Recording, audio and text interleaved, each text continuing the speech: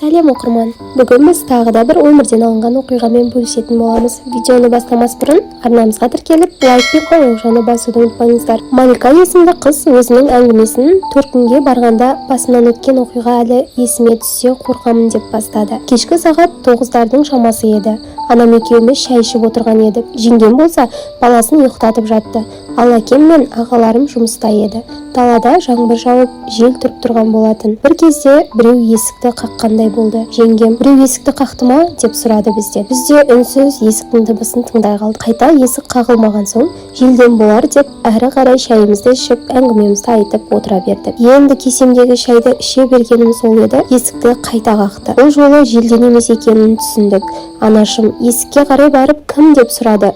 Сондай бір ащы, жағымсыз, қорқынышы дауыспен Айман деп 2 рет қайталады. Әйел кісінің дауысы болды. Анам екеуміз бір-бірімізге қарап тұрып қалдық.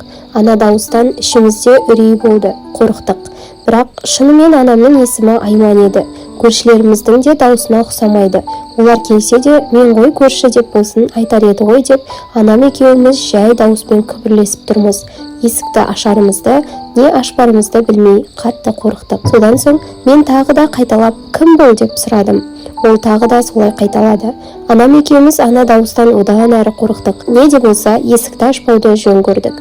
Есікті ашпай ішке кіріп кеттік. Қайта ешкім есікті қақпады да, мазаламады да. Біз де ол жайтты ұмытып кеттік. Ас үйді бәрін жинастырып болып, әрқайсымыз өз бөлмемізге кіріп терең ұйқыға кеттік. Таң ата сағат 6-да ағам хабарласып, есікті ашшы деді. Есікті ашып, үйге кіре салысымен ағам бірден забор мен үйдің есігінің тұтқасына не қан жауған деп сұрады. Мен түсінбей, қаны не істедім шошып. Ағаммен қайта шығып қарасам, шынымен қан жағылған екен.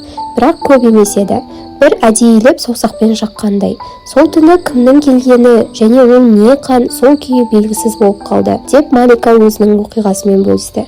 Сіздер қалай ойлайсыздар? Келген әйел кім? Қанды неге жақты? Сіздерде де осындай бір түрлі түсініксіз оқиғалар болған беді?